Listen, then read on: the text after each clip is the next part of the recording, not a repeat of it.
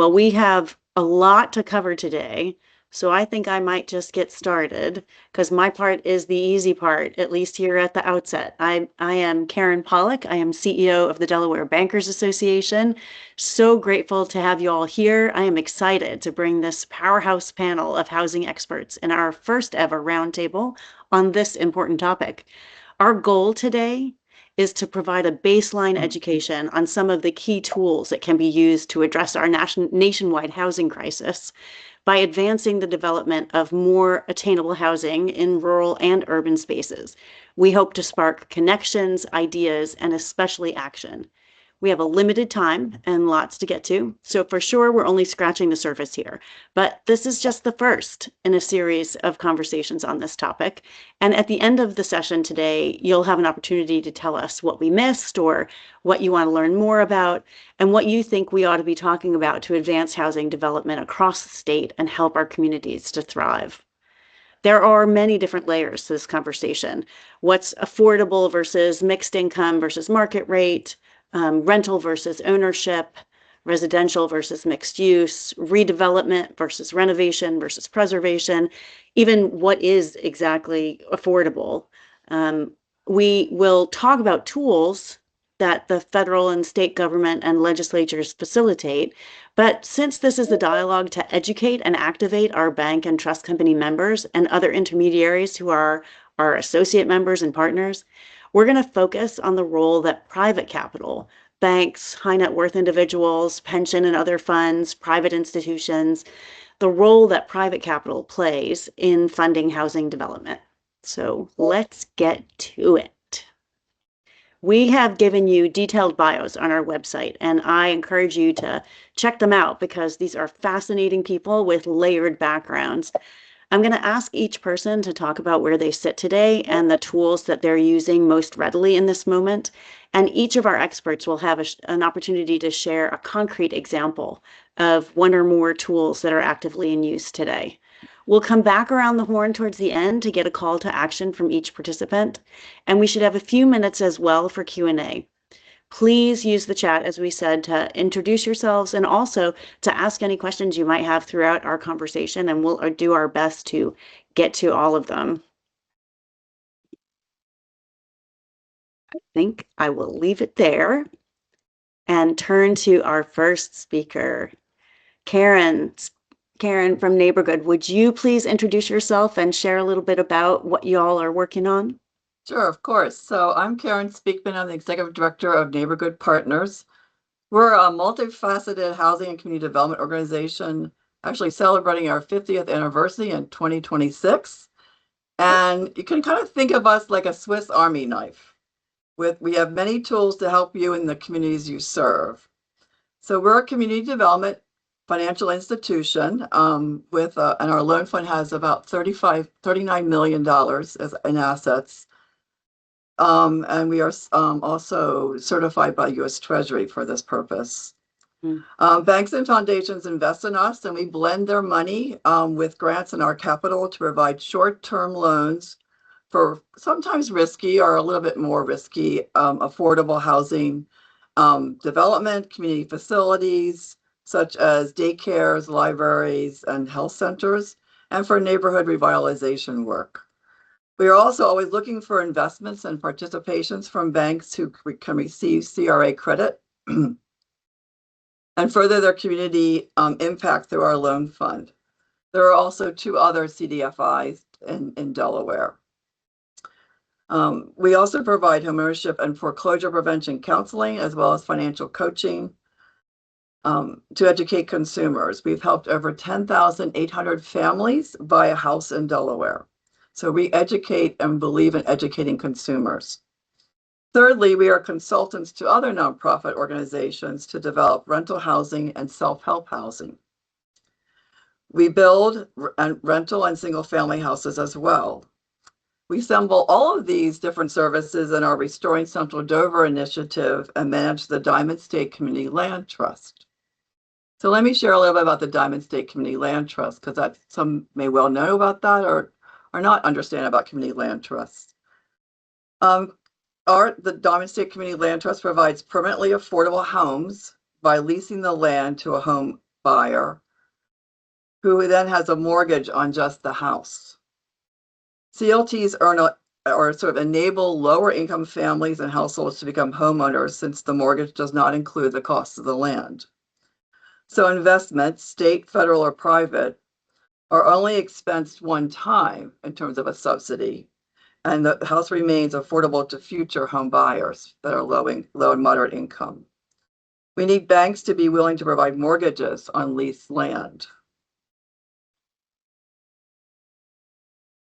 We utilize and implement other forms of capital as a lender, as a user, as a consultant that you'll hear about from other folks here on low-income housing tax credits, new market tax credits. We did receive an allocation a few years ago.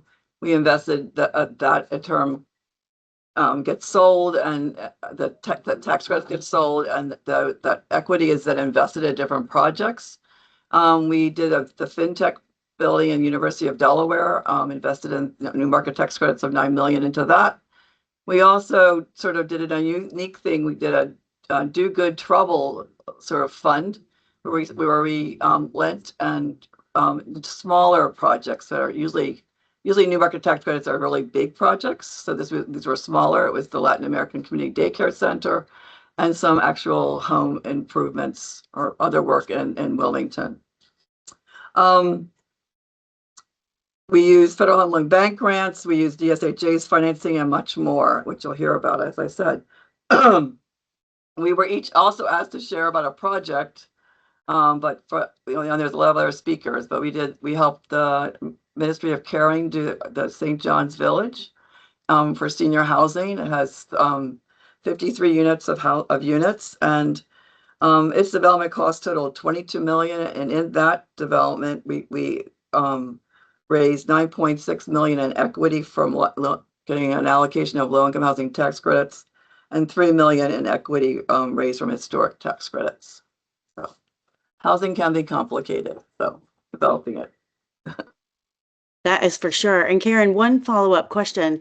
How do you connect to those different partners that you described? Do the banks come to you? Do you reach out to the state? How do you get connected to be able to build that kind of capital stack for complex projects? Well, it is a variety, right? So yes, banks will reach out to us in terms of if we're working with a project, they'll be selling the tax credits. We're working with Scenaire typically in terms of getting that out, selling the tax credits, or investing. We certainly work with a number of the banks that are on this invested in our loan fund, and we utilize those funds, as I said before, to blend them. So it's both, right? We have to reach out and find them and connect. We reach out to find other nonprofit sponsors and partners so that we can help them develop housing, as well as ourselves. And then with the investments, we reach out to the different banks and foundations as well.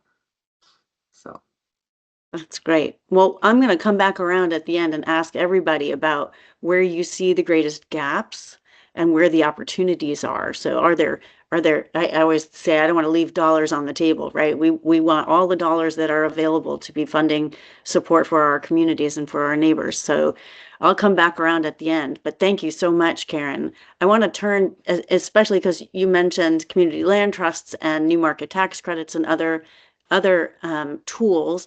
I want to turn to Kelly from RHLS, and you'll explain what both of those things mean. But if you could introduce yourself and share a little bit about the great work that RHLS does and what you're working on, I'd be grateful. Sure. Thanks, Karen. Hi, everyone. Kelly Prokop. I'm an attorney with Regional Housing Legal Services. We're a statewide nonprofit law firm. We represent nonprofit developers and various types of affordable housing transactions, and also do some high-level policy work. We are statewide in Pennsylvania, and we've got plans to expand into Delaware in 2026. And my colleague Jack Stucker is also on here, and he'll talk a little bit more towards the end when it's his turn about our future plans and how we might be able to help you all in Delaware. But my work that I would like to talk about is building on what Karen was talking about with community land trusts. So I personally represent 7 or 8 community land trusts across the state of Pennsylvania in urban, rural, and suburban counties and areas, and they're all doing really interesting and different work. And I just want to emphasize this as a tool to create permanently affordable housing in a lot of unique ways that maybe people haven't thought about. I think to the extent that people are familiar with community land trusts, you think about it as a single family home on a leased piece of land, and it is, one home, or as a land trust, you have a portfolio of a few dozen single family homes. And that's true, but you can also do a LIHTC development on a ground lease model to keep it permanently affordable. You can do new market tax credits. The project that I would like to talk about is one of my favorite CLTs here in Pittsburgh, City of Bridges Community Land Trust, is finishing up construction now on a new markets tax credit deal to build. It was a combination of rehab and new housing, I think 10 rehabs and 6 new construction, or vice versa, but they're scattered site throughout the city and neighborhoods where they're all neighborhoods where there was a huge disparity. Home prices had increased a ton since 2020. And these are just kind of on lots that they were able to grab up, and they got them, and then they put this whole deal together to use new market tax credits to build and rehab single family homes, which I think is not a thing that people think about when you think new markets tax credits. You might not even think of housing, but they can be used for housing. They can be used for sale housing, even rental if you structure it appropriately. So I think that combo was a really interesting one. I'm not sure if there's other examples of that nationally where you have done a CLT and new market tax credits. But that was pretty unique, and I would like to see more creative solutions like that. I think one of the things that I've learned about RHLS is just how well you're able to school people in the kinds of tools and strategies that might exist. And that's both for the potential homeowners, but also for the developers and for those that might be funders to be able to help folks to understand, well, we can think about it this way, or we might think about it that way. Am I accurate in that description? Yeah, I think that's right on. I've been here for about 2.5 years, and I think that's something that I've really seen from my colleagues, that we celebrated our 50th anniversary last year, so it's and a lot of these folks have been here for a lot of that time, and there's just such a wealth of institutional knowledge that if I haven't seen something before, that somebody else here has an example of a deal that they put together with some unusual funding, or an unusual use of funding. I wanted to mention, Karen said need more banks to make mortgages where the land is leased. There is a Fannie Mae rider to the ground lease. Fannie Mae will buy these mortgages. It is an understood model. It is something that you can do, and you should do. Would love to see more of it.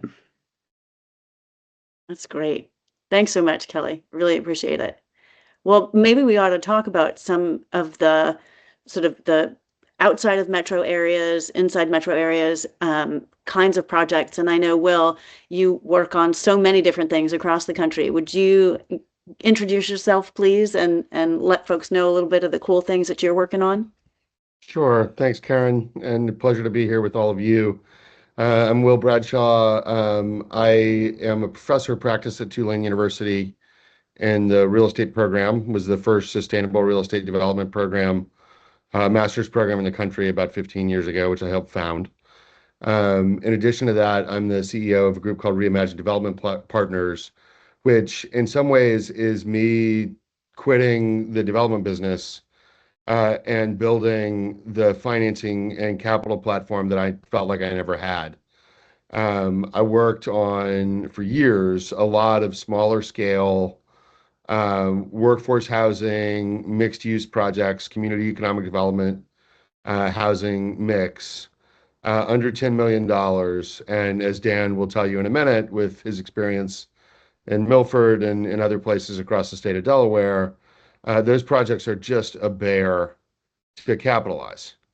And though the policy that created the historic tax credit is intended to work the same everywhere, it does not. And if you are doing deals that need checks that are less than $4 million in most cases and less than $2 million in almost all cases, there is not an institutional partner generally to go to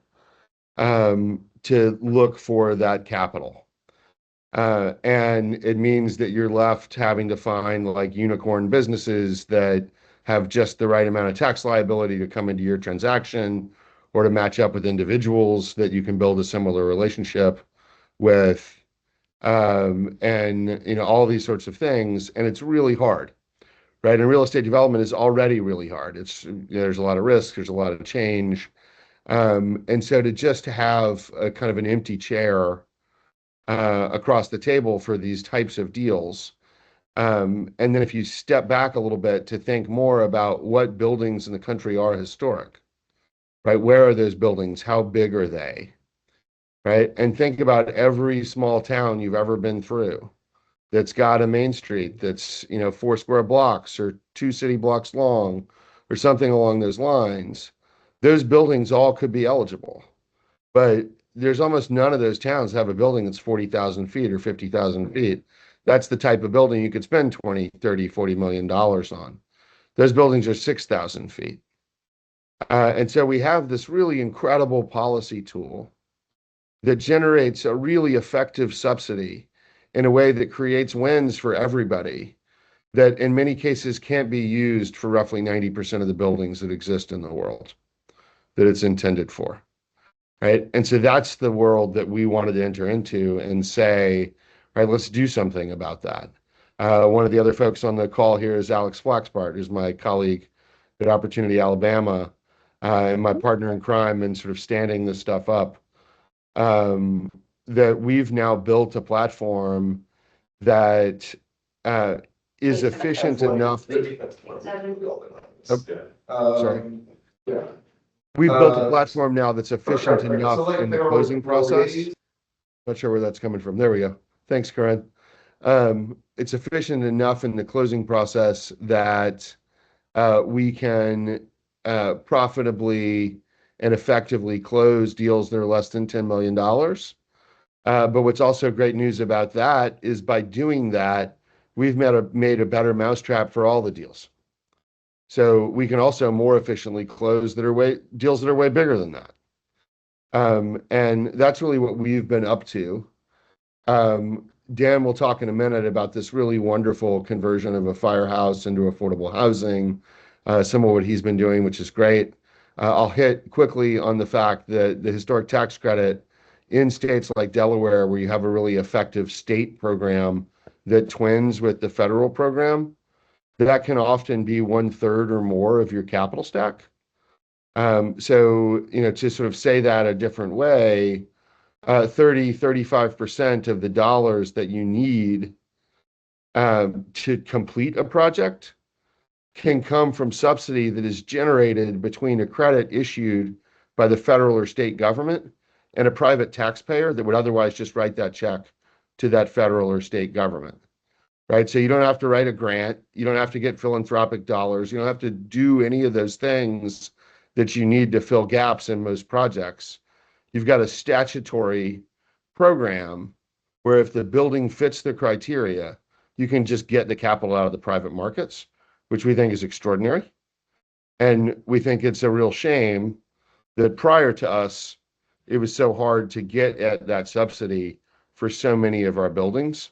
The one thing I will mention, which is piggybacking on the amazing work that Kelly was just talking about, we have actually built a process to use the historic tax credit for homeownership, which is related to the fact that we can bring regular taxpayers into our investor structure and have them invest in the federal credits before they become the fee simple owner of the property. And we would love in Delaware or in any of the other places we're talking to folks about this to pilot what would be, we believe, the first utilization of historic tax credits for homeownership by just thinking differently about what it means to be an investor. And so I'll just leave that as a teaser for future conversation. But it's, I think, pretty exciting, and turn it back to you, Karen. Yeah, I mean, there's so much to follow up on there. One being even just as you just said, so does that mean accredited investors or not? Are we in that universe where we have to worry about the size of the investor or the size of the assets of the investor? And you mentioned as well the size of the check. So what's the size of the project, and how do we scale then the work that needs to be done, because we know that there is an enormous amounts of work to be done across the country. And so maybe you choose kind of, do you want to pick up a little Yeah, bit on the scale totally. piece or the Yeah, investor totally piece? happy. I'll pick up on both of them quickly. Um, First, the funds that we run to invest in projects like dance are institutional only, accredited only funds. And we offer scale to the investor while also targeting projects that are smaller than your average vehicle by doing a multi-asset fund. And so you can drop 10 million with us, and we'll put that into 10 or 15 projects rather than just one. And we will offer then that diversification back to our investors. So you haven't put all your sort of eggs in one basket. You put it into 10 or 15. And that is relatively rare in the HTC investor space. There's a lot of one-to-one investor to deal kind of arrangements, which honestly we don't totally understand. I think it feels like a worse product. I'd be happy to have a conversation with others who, want to school me on why that's done. But we think that diversification is really useful, and that helps us to marry, the check size concern for an institutional player, right? You don't want to write $400,000 checks for things, while also still being able to target some of these smaller deals and what their need is in order to reinvest in these communities that in many cases have just been underinvested in or wholly left behind. So that's the sort of scale question. On the other side, we also have a mechanism for doing geographic matching of investors to projects with unaccredited investors, utilizing other securities instruments and other securities, honestly. So they're independent from our institutional funds, but where we can have people in a community say, hey, I want to take $10,000 of my federal income tax liability and put it in the old school down the block. Maybe it's where I went to elementary school 45 years ago, and now it's just a shell. Wouldn't it be cool if that could be converted to housing and some commercial space and really revitalize this part of our community? We have a mechanism to where you can do that.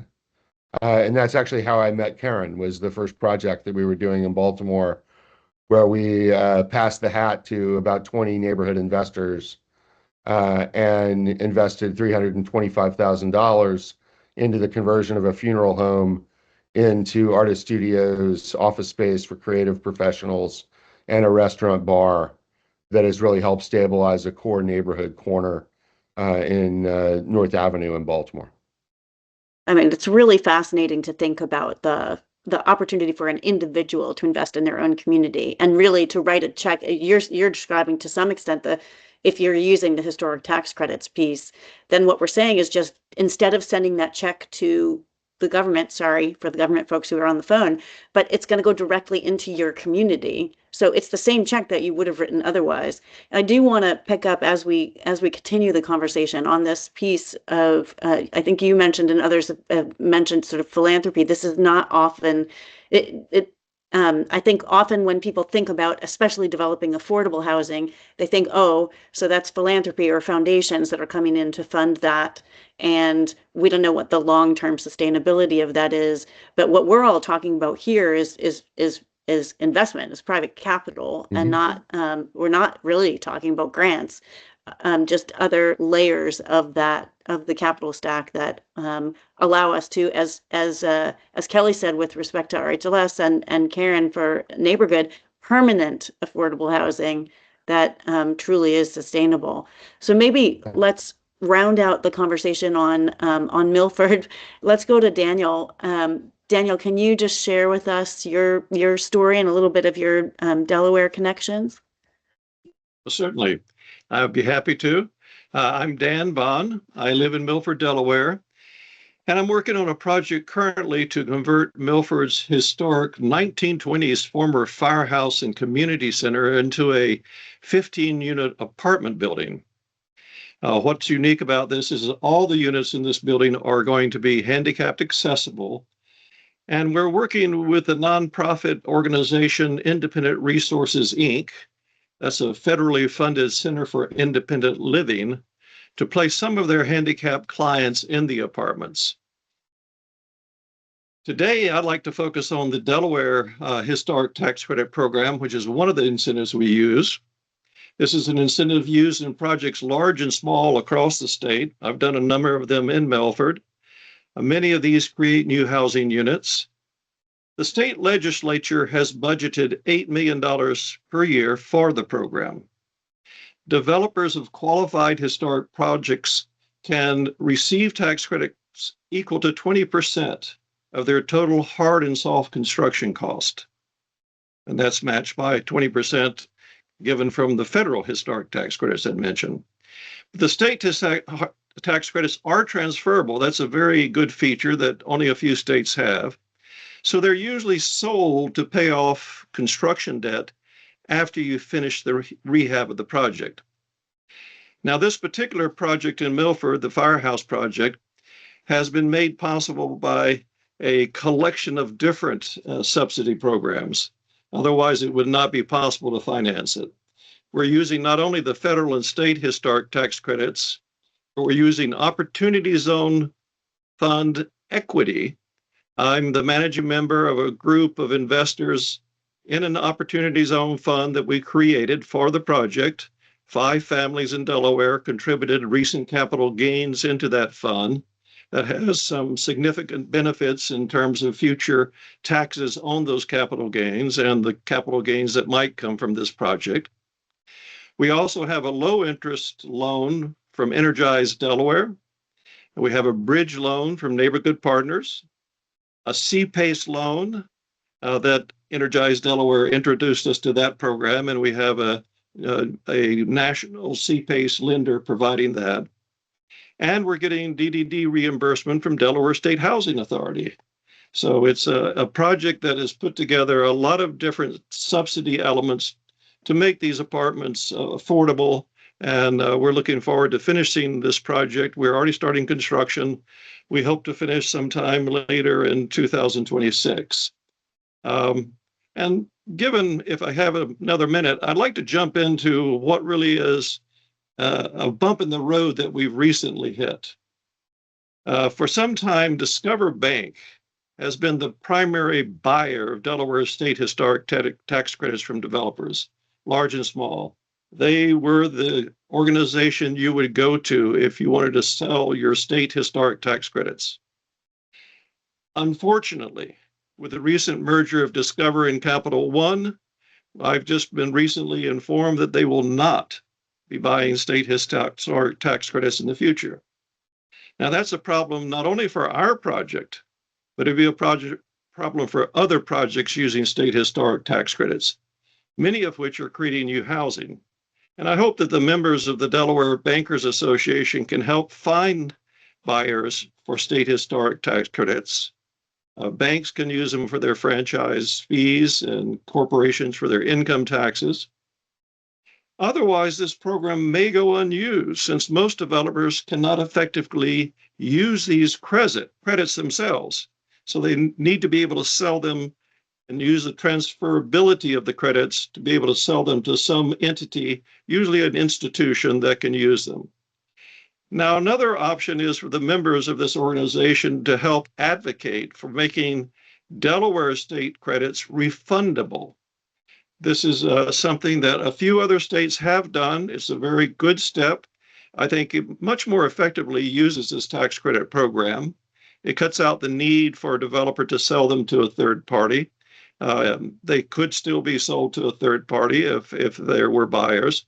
But if they can't sell them to a third party, then they can get a refund from the state, which would really have a positive impact for the developers and no negative impact that I can see for the state. So this is one of the items I wanted to bring into the discussion. And I'm delighted that Will and Alex are here because they stepped in recently to help me out with my federal historic tax credits. We had one of the large tax credit equity investors who were going to buy these credits, and they decided to step out just as we were going to financial close. And Alex and Will have, with their organization, stepped in to be the buyer of those credits, and we're organizing that currently. So I appreciate the opportunity to talk to all of you today. Thank you. No, that's great, Daniel. Thank you so much. And there's a lot to follow up on. I will come back to Alex. I will also come to Noel on opportunity zones in particular. But I want to just highlight what you described at the outset, which is part of the reason why we wanted to bring this collection of folks together on this call. Typically I understand, typically we have a panel of 2 or 3 people, and I'm sure that some looked at it and said, how are you ever going to get to that many people in this amount of time? But what you described is the power of collective impact, is the power of collaboration, is the many different types of players and different sizes of checks and different tools that are used in order to put one particular project together or several projects together. I think of, for example, the development plan for downtown Dover in Delaware. That will take a lot of that kind of work. And it's great to see that that's already happening, and also just how much I think we can spark from these kinds of conversations. So I want to go to Fred, because we've talked about federal, state, and other players, sort of quasi-government or not non-governmental players in this space. And I wonder, Fred, if you could share with us a little bit of your story and what you do at the FHLB. Absolutely. And thank you for inviting me on this panel. This is exciting, and I'm encouraged with all the participation.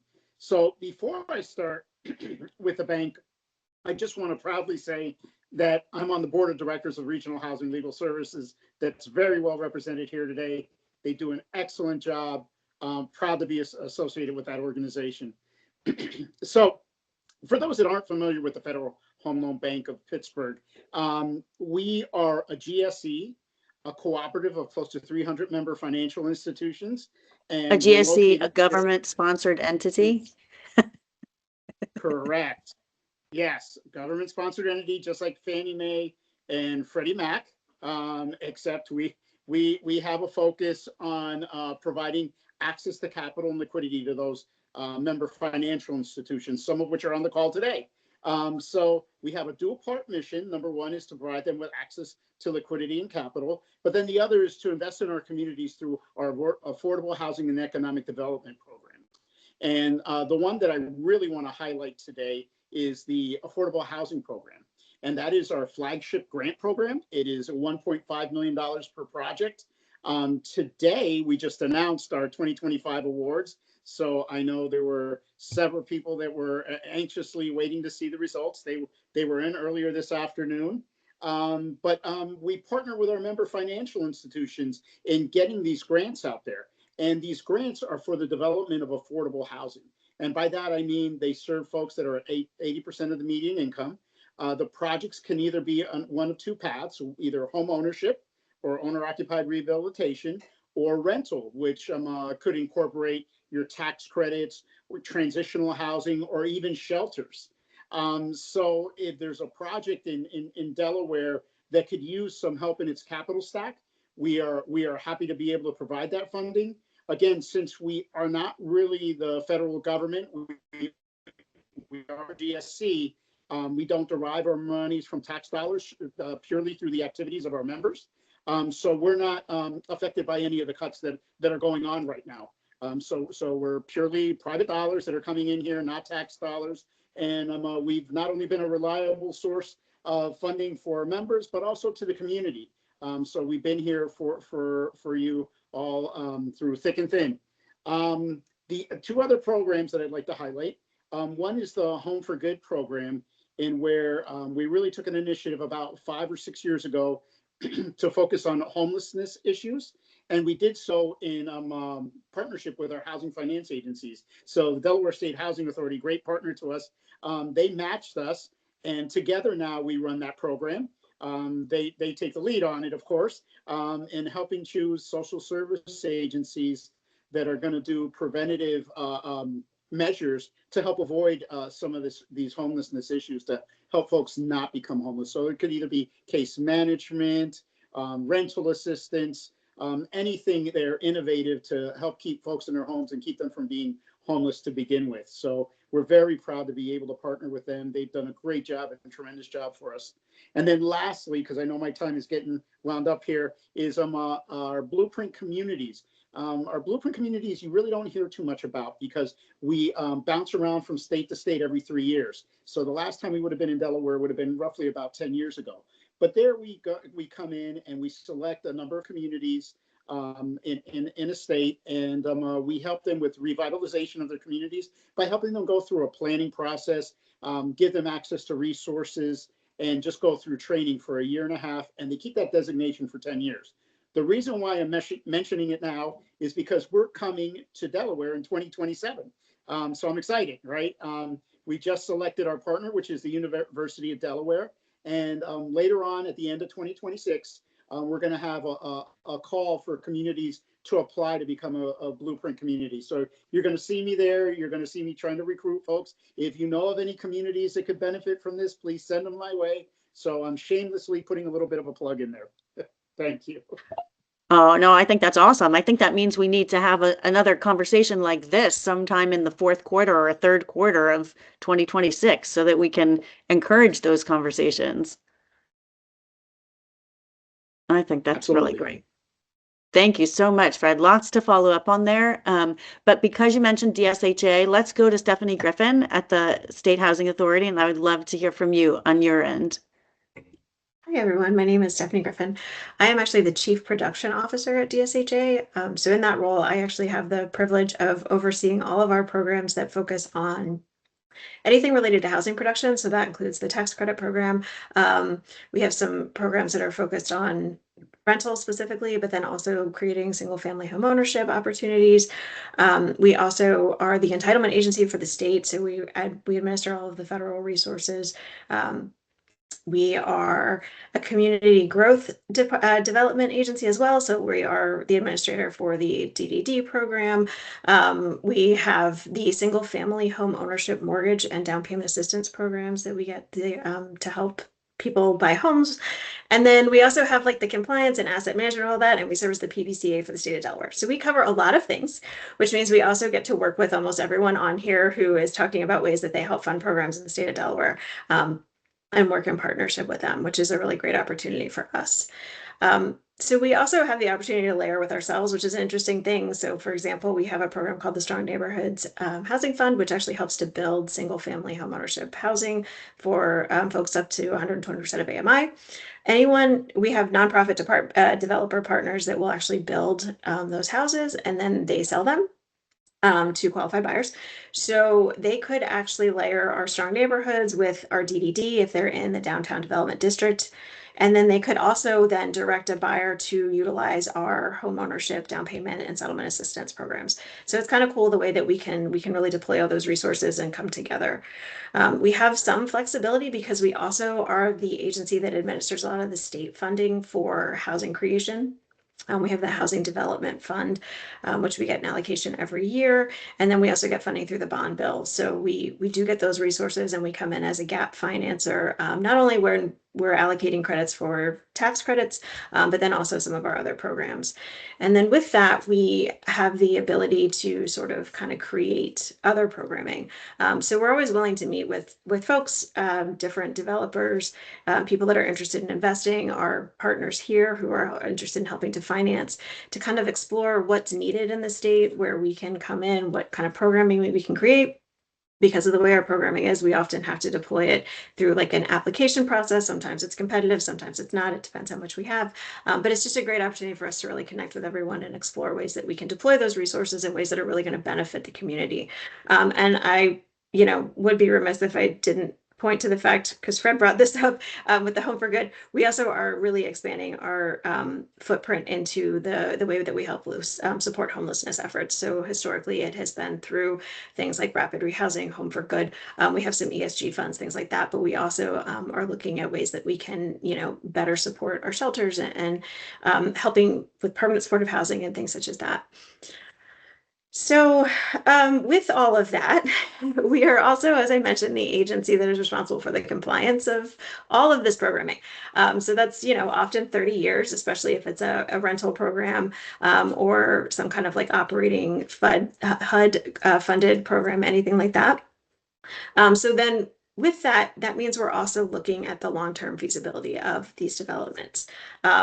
It's not just the capital stack, it's also the operating costs. So that's where we're seeing a lot of kind of our struggles with a lot of this financing and ways that we need to start getting more creative and explore, because I'm never going to say that we don't need more money to build housing and support the construction of housing, or not even just housing, also community development opportunities, commercial spaces, mixed use, on any of that. But when we're talking about that, the one thing that we do not have anything to really help finance is that operational piece. And if you're looking at creating affordable housing, you have limited income, you have limits on rents, you have limits on what people can spend. So if you can't somehow find a way to, support the ongoing operations, especially when it's a 30-year compliance period, we're never going to be successful. So that's my plug for things that we really need some help and creativity and thinking about. So just, yeah, that's where we would love to see something. And then also just as a, something that everyone else is also, I think, cognizant of is also what happens at the end of those compliance periods, especially like tax credit deals. We talk about you get to the end of your 30-year compliance period. What are ways that we can preserve those properties, keep them in the portfolio, maybe extend how long they're in there. So those are all the kinds of things that we're really looking at, which is a bit of a different lens, but we rely a lot on our partners to help us kind of figure that out and come to the table with resources. So. That's me. Yeah, I mean, it's fascinating. And I think certainly for a future conversation, it'd be great to understand how the state thinks about housing as a strategy across the state, and what are the sort of big picture views and efforts that are happening to make sure that all of these different types of tools or programs and providers, developers, have the opportunity to sort of that we're doing development in an intentional way. And so lots more to follow up on. And it's funny, you mentioned the 30-year challenge. I don't think that anybody has said the word LIHTC yet, but of course that's one of the things that we're talking about in that respect, low-income housing tax credits, and that program that, first 15 years and then the second 15 years of ongoing, but now we're kind of coming to that 30-year mark for a lot of those LIHTC developments. So what happens to make sure, as you said, that we can retain the affordability of those properties? I think it'd be worthwhile for us to turn to Noelle and to hear how Allivate Impact Capital thinks about some of these things. You work on development in many different ways, and so please share with the group yourself, your organization, and some of the things that you're excited about. Great. Thank you, Karen, for the invitation and for your leadership. My name's Noelle Lentz. I am the CEO of Allivate Impact Capital, and I also lead CRA investing for Woodforest National Bank. We're headquartered in Houston. We have branches across 17 states. And we created Allivate as a subsidiary that sits under the bank holding company next to the bank to be a GP of our own impact funds. So I know there's a lot of bankers on the call. We do use our CRA dollars into these funds, and many of them are focused on affordable housing. So one tool that we've leveraged is the Opportunity Zone program that's already been talked about. When the Opportunity Zone program was passed back in 2017, it didn't have some of the impact guardrails that were originally written into the legislation. Excuse me. So we adopted some industry best standards, including the Opportunity Zone Impact Reporting Framework that was put out by the Federal Reserve Bank of New York and the U.S. Impact Investing Alliance at the Beck Center at Georgetown. And this really helps operationalize our impact goals, looking at things like transparency with your community and equity, and really working with developers around responsible exit strategies that preserve the community benefits. Because we want to benefit long-term residents of these neighborhoods, not displace them through the revitalization. So even looking at things, some of our developments had opportunity to raise capital from the local residents through crowdfunding. So they tended to be quite complex capital stacks. I like to say if these projects were easy to get done, they would have been done a long time ago. But what we find is that in addition to the local, city, state, sometimes federal subsidy that you'll find in these capital stacks, there's still sometimes an equity gap. And so our Opportunity Zone Fund, which is really a lot of bank LPs coming together in one fund, and some individual investors as well, is able to fill that gap and get the project to pencil. So it is long-term patient capital. These are typically 10-year funds, but the benefit of the Opportunity Zone program is that after that 10 years, any appreciation is tax-free. So very attractive to people who have capital gains to invest, or the banks who have come into our funds really just do it for their CRA investing test without even getting the tax advantages. So if there's any banks who that sounds like it's of interest, we're likely to launch another fund next year. I know Alex, who is on the line, probably also has investment opportunities. And then for those who have projects in Delaware, would love to talk about, if that could be a good fit for our pipeline. One other way we operationalized the impact goals of our Opportunity Zone investing was to establish a social impact advisory board, which has leaders from community development finance institutions. And our thinking was Opportunity Zones is a new program, but how do we lean into the talent from the CDFI industry that's been serving the needs of these communities for decades? So every investment before it goes to our investment committee has to be endorsed by the Social Impact Advisory Board. So those who are putting together funds or investment vehicles just can't talk enough about making sure your impact goals are institutionalized in the governance of your investment vehicle. But I'll pause there, Karen. I wonder just one more piece, Noel, on the CRA side. Can you share with how the kinds of institutions and sort of how institutions think about that element? Because we know given for Delaware, we know given consolidation in the industry, and this is true of other states too, that sometimes that means there's less CRA focus within the state. But I've also heard from folks, we want help to make connections to CRA opportunities to make sure that we can be as impactful across the state as possible. So I wonder just if you could share a little bit about how those connections are made. Yeah, so it's important for those who are managing CRA programs to know that we qualify Opportunity Zone funds under the Public Welfare Investment Test.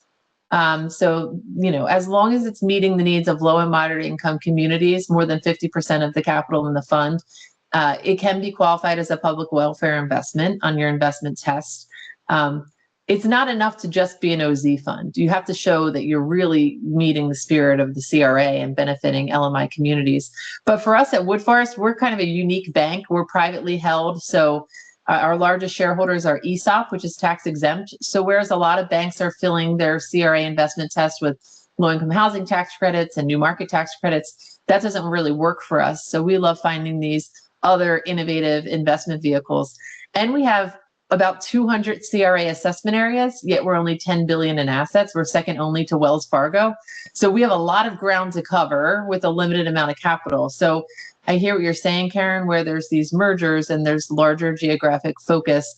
Typically with our bank LPs, we'll do a CRA side letter saying we're going to geographically target your investment to these areas. Okay. So it's great to know those in Delaware who really are either working on projects that need capital or trying to play that matchmaker role. For example, Alex, who's going to speak, was a great matchmaker for us to say, hey, you're an investor with OZ Capital. I have a lot of deal flow in Alabama. Look at these projects. If someone in Delaware is playing that role, I'd love to know about them if I'm not already connected, which I'm not. So that would be great. So Karen, can I piggyback off of that thought there? Please. So two things. Number one, with the Federal Home Loan Bank products, for those members of ours that are out there, depending on how you write up and you write up your CRA letter, you can get CRA credit for using our products.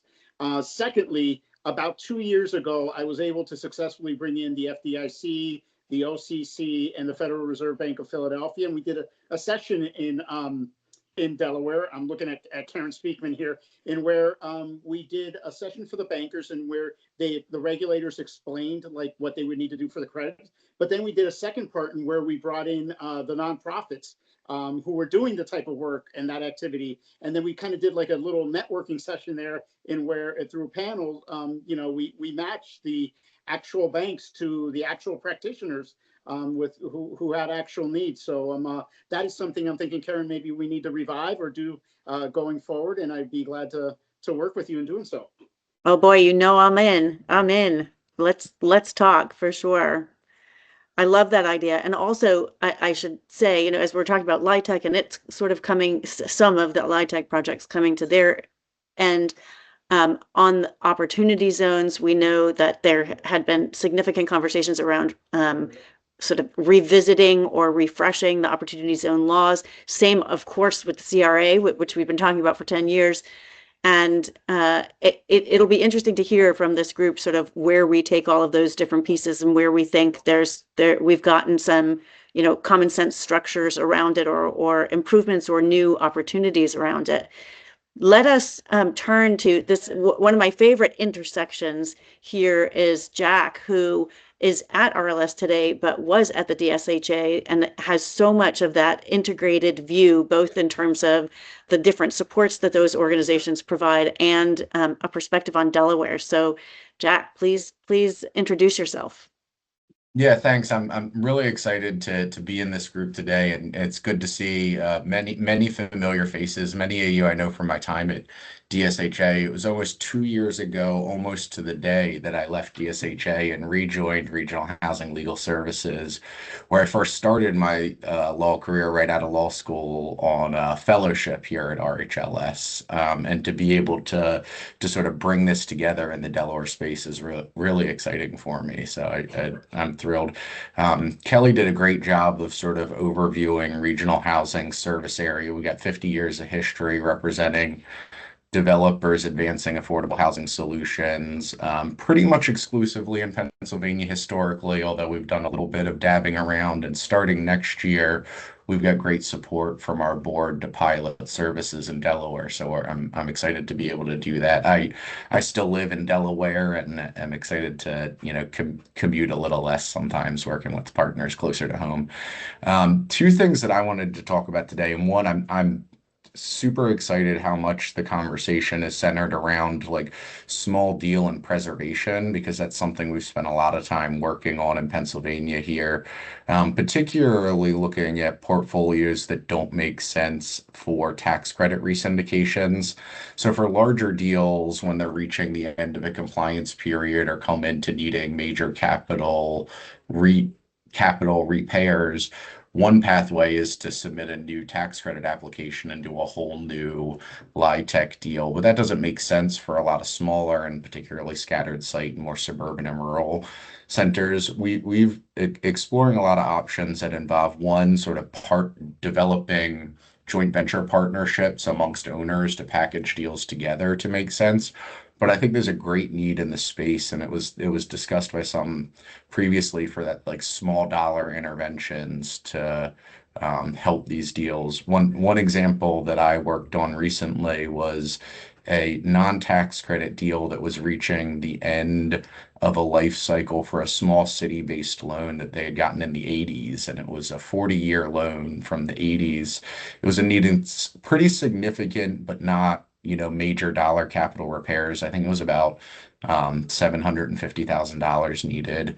And there was a small amount of private philanthropy that was able to come in, which motivated the city to recast and extend their loan. And for about $750,000, I think it was 24 units, got another 30 years of affordability. So I think there's a lot of opportunity for pretty small dollar amounts, especially in the preservation space, if they can be deployed flexibly. And that was philanthropy. So I know we've spent a lot of time talking about lending significant investment, but I don't want to let the conversation go without emphasizing the need for just grant making when it's available. A lot of times a little bit can be what unlocks making major changes. Another thing I wanted to elevate for the conversation is the need for operational support. Stephanie mentioned that some. It's really critical, particularly given some of the shifts in federal policy now within the homelessness space and the continuums of care, which is a sort of rabbit hole I won't go too far down. It's the major funding stream for permanent supportive housing. That's one of the operational and rent subsidy pillars that is going to be taken out of a lot of projects in Delaware and around the country. And I think there's a critical need for private capital and philanthropy to figure out how to keep these projects operationally stable in light of the feds pulling out. These projects were underwritten in a lot of cases on the assumption that that would be sustainable funding, and it's starting to turn out not to be. So I think there's a lot of risk in particularly the supportive housing space in the portfolio that I'd love to continue to look for solutions. But regional housing, our sweet spot, the bread and butter of most affordable housing is tax credit deals, and that makes up about half of our representations are just a tax credit deal. But the other half are real creative solutions. The work that Kelly does in the CLT space, she's a leading expert in Pennsylvania on CLTs. We do a lot of really small deals. I think Dan mentioned, I don't know if I caught all of them, but while you were talking, Dan, 8 different funding sources, I think I counted in that one deal you were doing. And that's a really typical project profile for a lot of regional housing. We love getting in the space of complicated and hard to do deals because as a legal services firm, we're in a position to be able to offer free legal services to nonprofit organizations, to be a partner with them to help navigate how do all these things plug together? How does the compliance layer on top of itself? So looking forward to continuing the conversation and seeing all of you more. Absolutely. And I want to be clear about the philanthropy piece too. Philanthropy and tax credits are in some ways sort of similar, right? They both de-risk a project. And so all what we're talking about is how many layers can we bring in that will help to de-risk to be able to encourage others to come in. I wonder, Jack, do you want to take just a minute if you have an opinion on this, but what is it about Delaware that other than you and your history in Delaware that attracts RHLS to our state? Yeah, I mean, I'd like to be a big enough ego to say it was only me that got regional housing excited to do work in Delaware, but I think that's not true. There's so much opportunity in Delaware because it's a small state with a lot of committed partners and capital. And there's a really opportunity for breakthrough moments with small dollar investments in Delaware in a way that seems really energizing and exciting. I would agree with that. Alex, let us not leave you behind. Please don't be offended by being last on the first round. Please introduce yourself and share with us. We've already talked about some of your connections, but keep sharing. I was gonna say the rest of the group told my story, so I'm good. I'll just turn my time back over. No, this was fabulous. I think some of my takeaways from discussion are: one, if you have a capital gain, call Allivate, call Noelle. Like I will say, she did not ask me to say this. They're one of the best opportunity zone thinker groups in the country. It was so fun to actually be on a webinar with her this time. Great partner for us and have been for a whole bunch of other people. They're trying to do work in what is a space that needs more people that are thinking impactfully for reasons we can get into in the Q&A, different conversation. Within sort of the grants and philanthropy space, I think you had some really interesting thoughts from Jack and from Stephanie, from others on kind of how the universe of longer term, in place existing housing, needs longer term dedicated support that can't come from these one-off financing programs like we have with the HTCs or with OZs or otherwise. So I think there's this really cool, interesting lane for philanthropy there.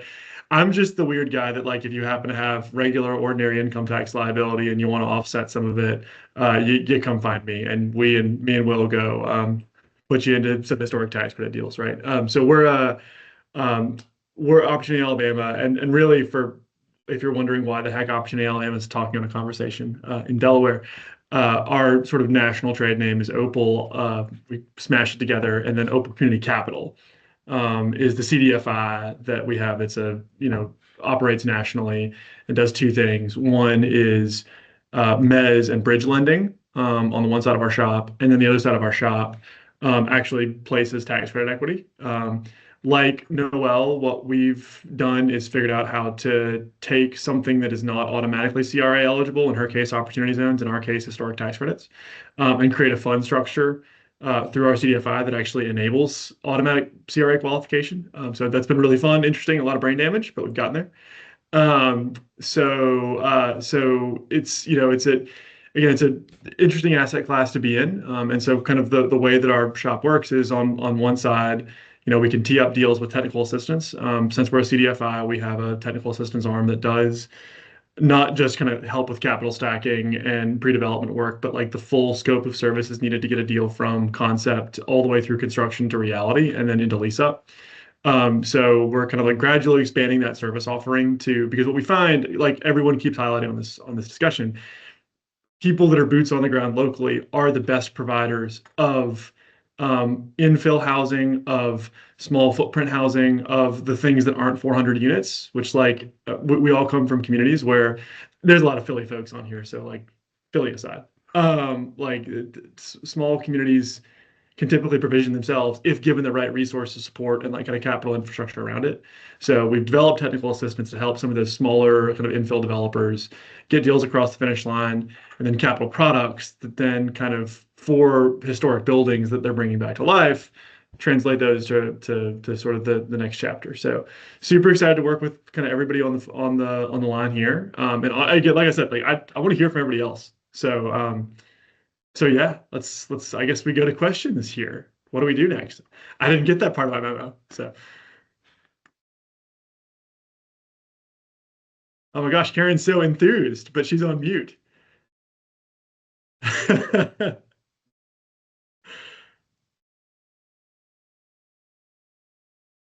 I was going to say everybody was doing really good unmuting themselves. And unfortunately, I have no controls to help you, Karen. Here, let me ask you to unmute. Let's see. The one thing I can't do, we're great at tax credit, capital stacking, good at lots of other things, development work. I'm not a lip reader, or otherwise I would translate for Karen to fill in the gaps of what she's saying right now. Yeah, I got nothing. Sorry. Only when college football coaches are on the sideline swearing can I tell what they're saying. That's always very entertaining, but it doesn't seem like Karen's doing that right now. Karen is certainly not swearing. She's full of enthusiasm. That's exactly right.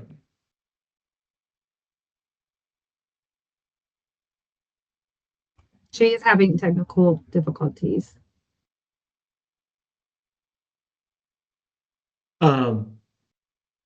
Here, tell you what, Karen, I'll totally filibuster for you while you're figuring out the mic situation. Here you go. Thanks for carrying the conversation. I can say plenty. I just didn't want to because I actually wanted to hear from everybody else. So I guess I would also invite anyone else who feels like they had other thoughts to kind of share as the panel is going through to hop in. But one of the things I kind of was hoping we get teased out in the Q&A is a little more on isn't it interesting that we had this whole discussion on housing and spent way less a percentage of it than I thought talking about LIHTC.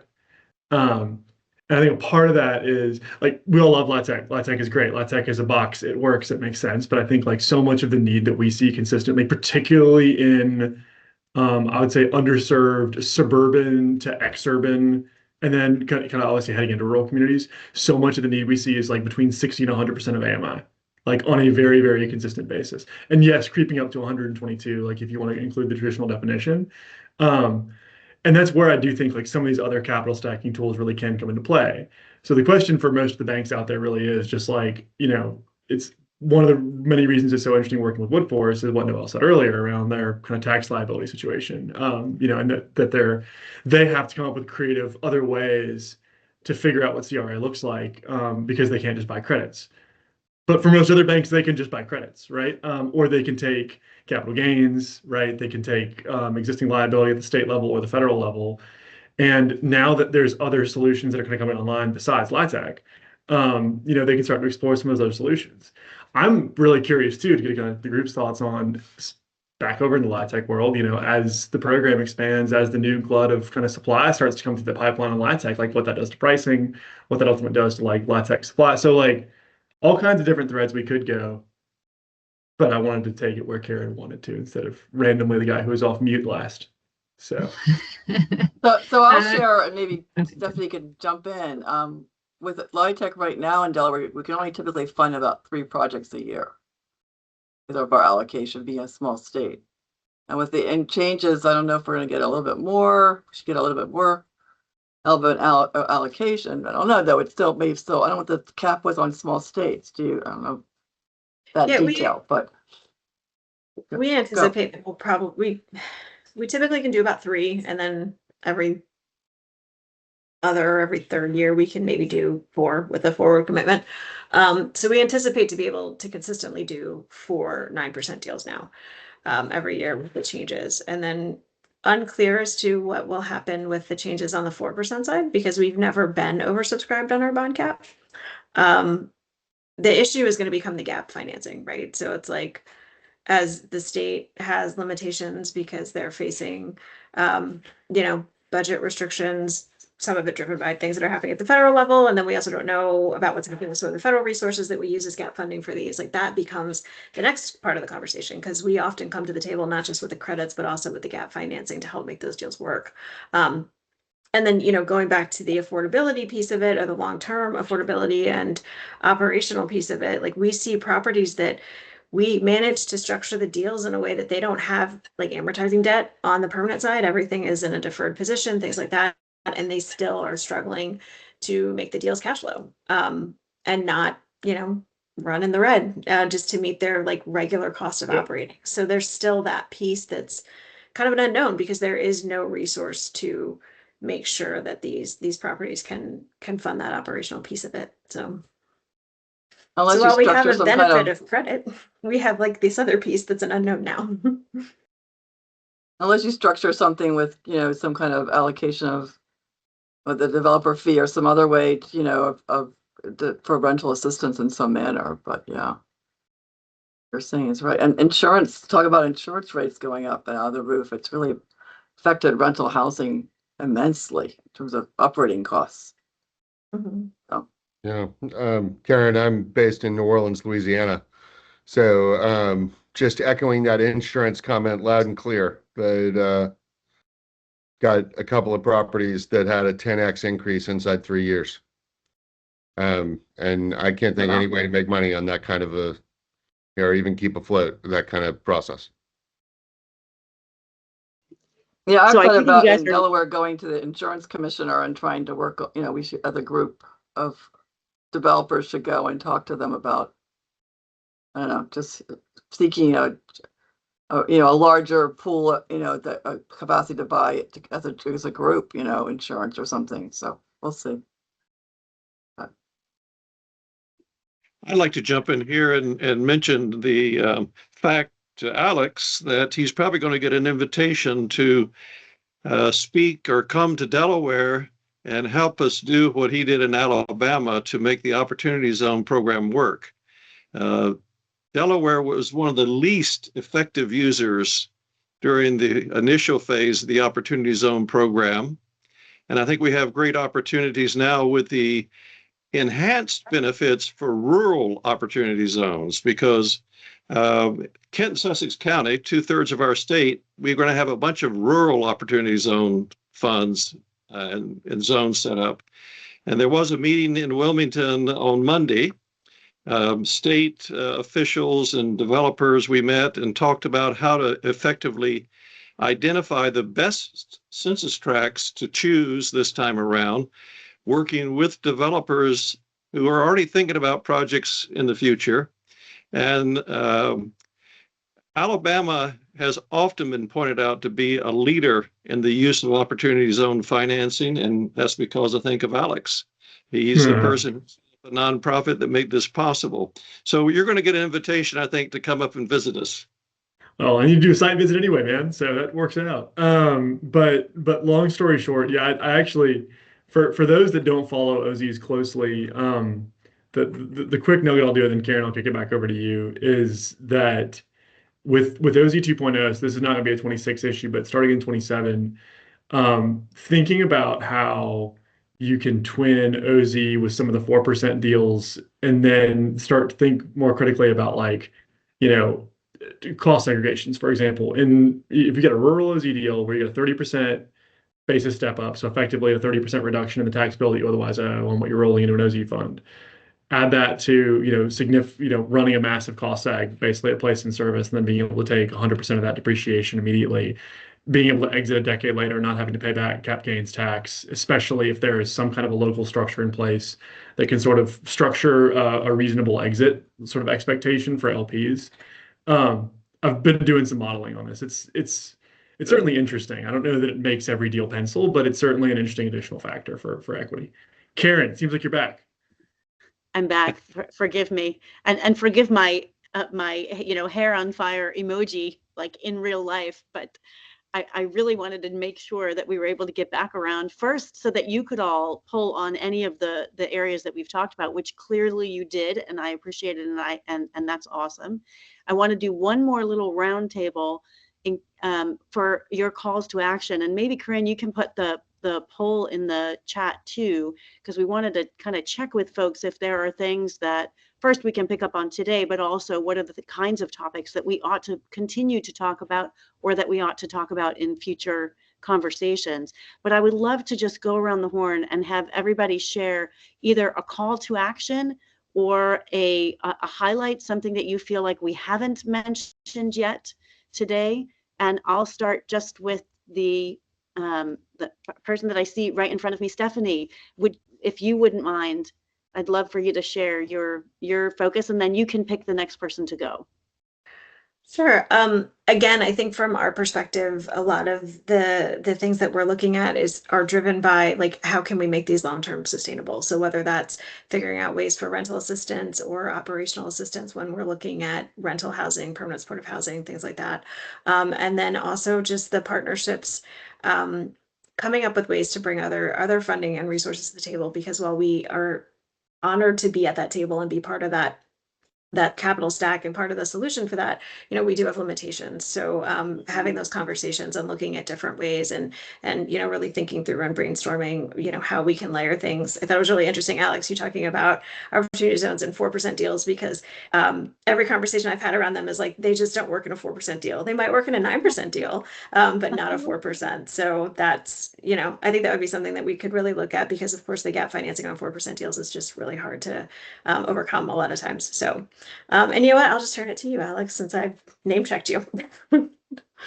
Oh, it probably doesn't, like, to be clear here, but like that's part of the fun of, I think, like the OZ 2.0, and then thinking through the 30% basis step up, thinking through rural communities, all that kind of stuff. But no, I think I did all my question asking, so I'll kick it over to somebody else who has a next takeaway.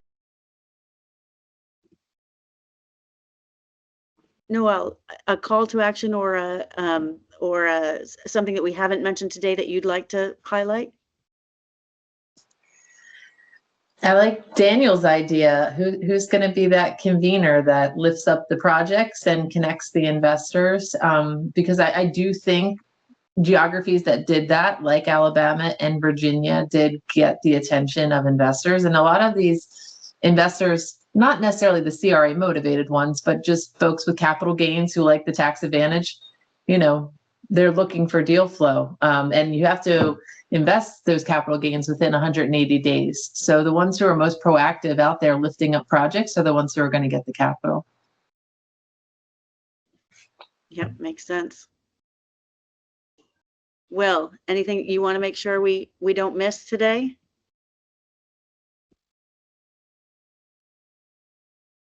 I guess I would just lean back into the idea that none of this stuff ever happens in a silo. Nobody ever does it by themselves. It's conversations like this that build new relationships, that create new ties, Like that's how more of the work gets done. It's how we get better at it. So just deeply appreciative of this convening, Karen. Thank you. Oh, my pleasure. Kelly? What did I see? Yeah, I think in addition to encouraging everyone to keep thinking about community land trusts, I would just say stay creative. And I think that was kind of a theme running through a lot of what people were talking about. Who is an investor for a historical tax credit? And can you build houses with new markets tax credits? I think in this climate with a lot of a lot of funding uncertainty, a lot of funding loss, just to see how we can apply the funding that we do have in ways that we maybe haven't thought about before. Thank you. And I would like Fred. Oh, go ahead, Dan. I'd like to jump back in and reemphasize the point that we're facing a crisis in Delaware with the state historic tax credits for developers. If we don't have an entity like Discover Bank to buy these credits, that $8 million that's allocated each year, a huge amount of that's not going to be used. Discover dominated the market. They were unique. The Discover credit card company had one bank. That was a bank in a small town in Delaware, and that channeled a lot of payments to the state of Delaware in terms of franchise fees. Since they're not going to be the buyer now, some other bank or other institution needs to step up. And I know Will has some expertise he's offered to any, say, bank that wants to do this, that has obligations to pay taxes to the state. If Will has told me that he could come in and help them learn how to be a tax credit buyer. It's not something you normally would be doing as a bank. You have to have special staff, people who can handle this. And I hope that any of the bank representatives on this call, and I see there are several, if your banks are interested, step up and say, we want to be the next buyer. Because we're facing a crisis, not only for my project, but also for anybody who's doing a project in Delaware that has to sell their tax credits to make it work. Thank you. Have you ever seen institutions get together and or a state or other create a backbone institution to help financial institutions to do that? Because I'm just thinking about the very limited resources that many of our community banks or even mid-sized banks have. So for them, if they are not HTC buyers already, for them to create, to in-house the resources to do that may be challenging, but those institutions or those places that have been able to create kind of a backbone, I could imagine would be very helpful. Yeah. Karen, I think just to weigh in on that, and Alex, you can come over the top. I think we're kind of in similar minds on this. We have a number of investors that we've cultivated in our national fund that are smaller community banks. And part of what they're doing when they invest with us is offloading the expertise on deal selection, deal identification, underwriting, asset management, all that sort of stuff that you have to do to monitor these investments through to their end. They're offloading that to us and to our teams. And so that's part of what you get by coming into our investment platform is you don't have to build that infrastructure in-house or honestly anywhere else. We already have it set up. Now, there may be reasons that people don't want to invest through either of our entities. Happy to try to satisfy those, but there are some other good examples, particularly, I think, here with things that were done for LIHTC program investments at points when the LIHTC investment went sideways. And they've happened both at the federal level and with regional bank consortiums and at times with individual investor vehicles to backstop a market that wasn't responding to the policy and to stabilize the investments that otherwise wouldn't get made.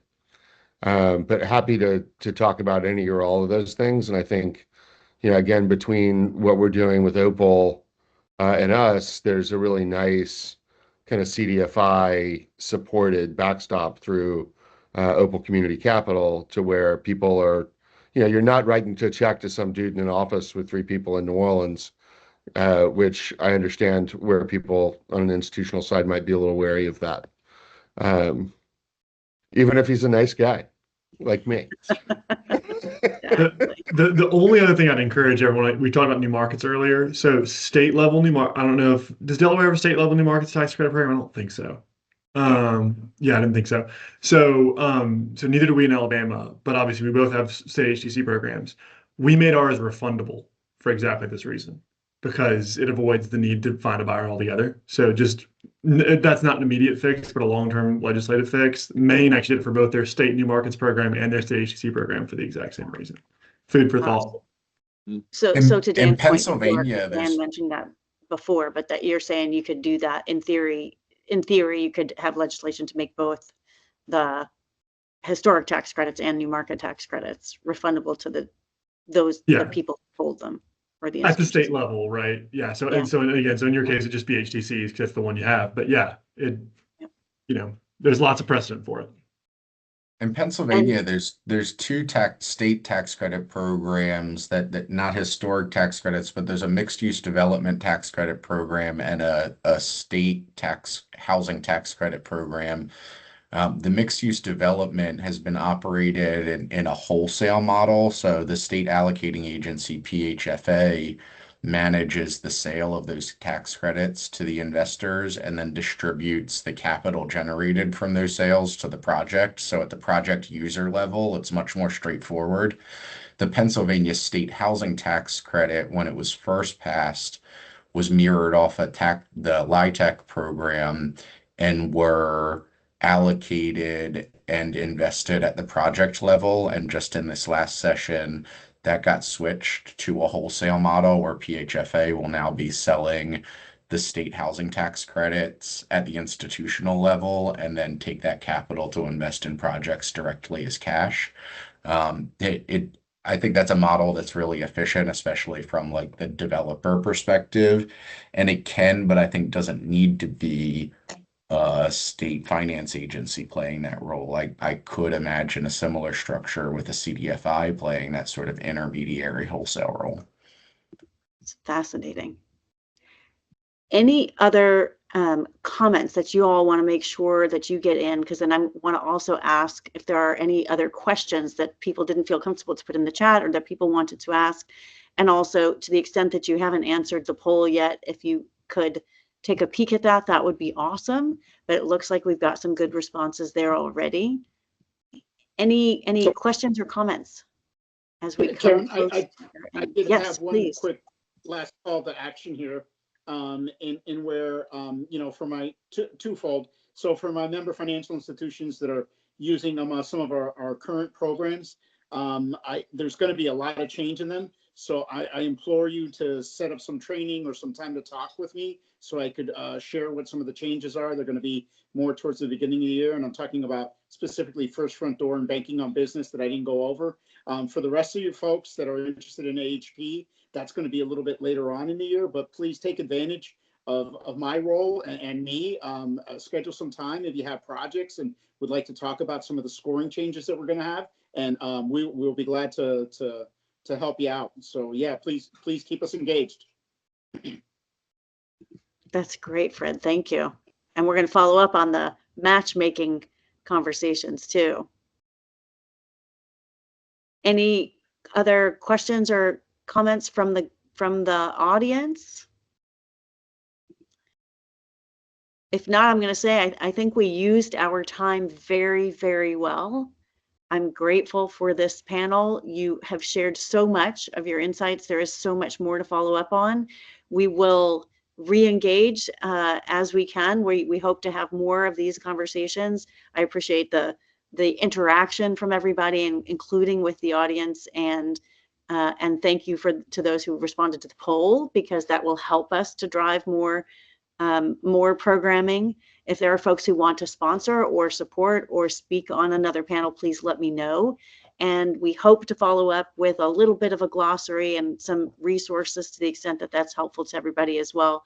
Just big gratitude to all our speakers today. Thank you so much for the time, but most importantly, thank you for what you're doing to advance housing across the country. Thanks, everybody. Wishing you all a very happy winter holiday season.